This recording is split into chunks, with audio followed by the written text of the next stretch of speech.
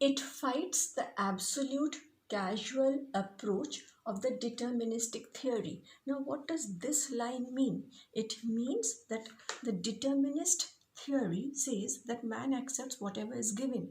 The possibilism theory does not accept that. The possibilism theory refutes that belief that man is just an acceptor or a receptor of whatever environment provides. Humans have considerable discretion to choose from the given environmental setup. This is very, very important. What we exploit, what we develop is up to man's discretion. Which will be economically feasible, viable, will depend upon us. All of you have studied what a natural resource is. It is that bounty of nature which is technologically, socially, economically viable and feasible. That same definition applies here.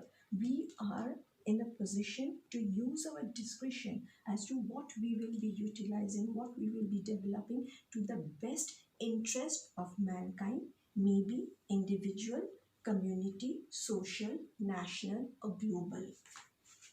Man can harness, adopt, and modify environmental conditions through power of thoughts, learning, experience, socialization, and circulation of information. These are very important tenets of this belief.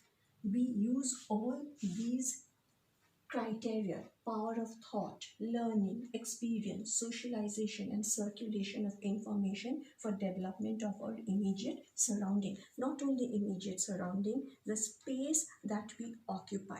In the later part of the chapter, we'll do with space and time in geography. So you'll see how over the time the history of geography has changed. I will cite a few instances to show how man has mastered difficult terrain and inclement climatic conditions and left imprints and impressions of technological progress. See the attached slides of La Vegas then and now. That slide will give you a picture very clearly what La Vegas was in the past and what it is today. And Zuiderzee, learning in the art of land reclamation. These two instances, there are many instances, students, but I've just selected a few. So out of the few, these two merit mention here. The city of Las Vegas in Nevada state in USA is in the heart of a dry, desertic, barren landscape, not even very far from the Death Valley in the desert of Colorado and Nevada.